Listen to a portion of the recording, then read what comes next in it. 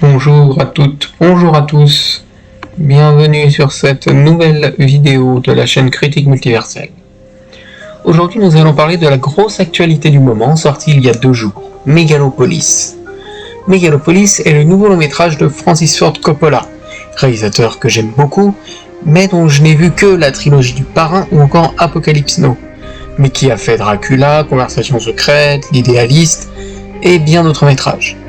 Ici, il revient donc 14 ans après Twixt, avec un long métrage qu'elle mûrit depuis les années 80.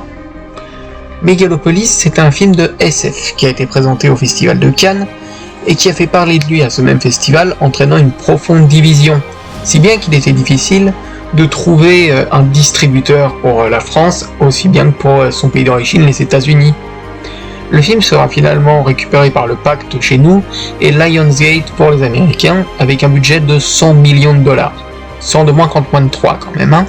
Avec un grand casting composé d'Adam Driver, Nathalie Emmanuel, Shia LaBeouf, Giancarlo Esposito, Aubrey Plaza, Jon Voight et Laurence Fishburne entre autres.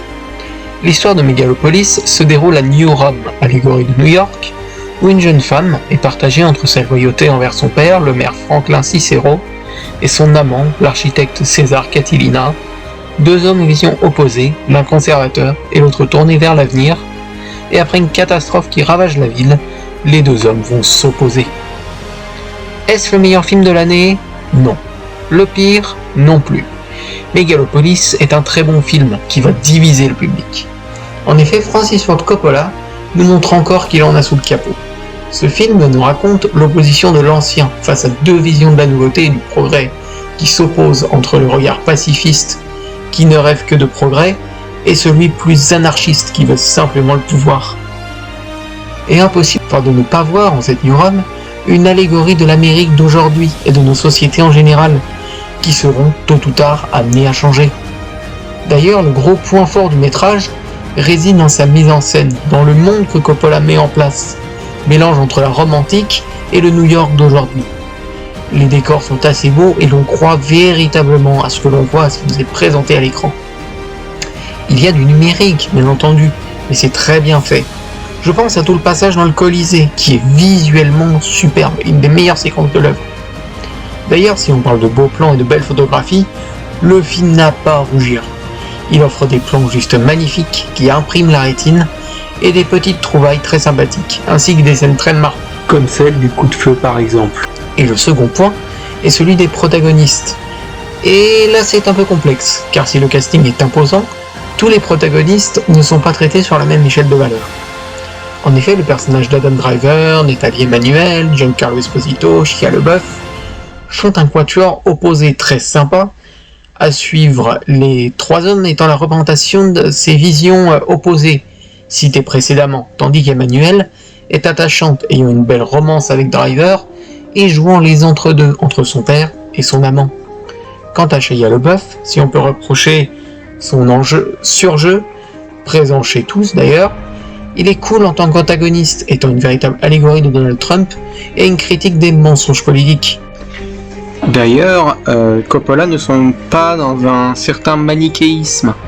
En effet, on peut voir que tous ces personnages ne sont pas tout blancs, ne sont pas tout noirs.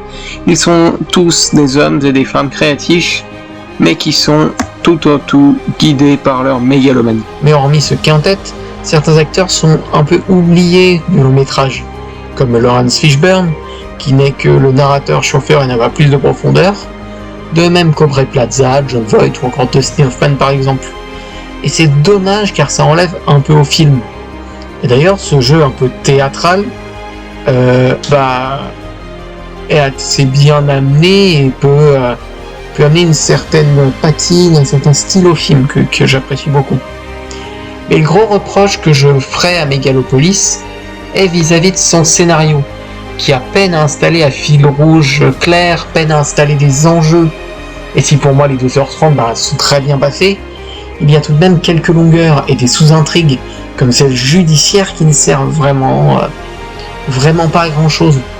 Pour moi, l'intrigue de complot avec Shia LaBeouf est surtout cool à suivre, et une bonne critique vis-à-vis des riches et pauvres, etc. Mais elle est peut-être pas assez bien travaillée.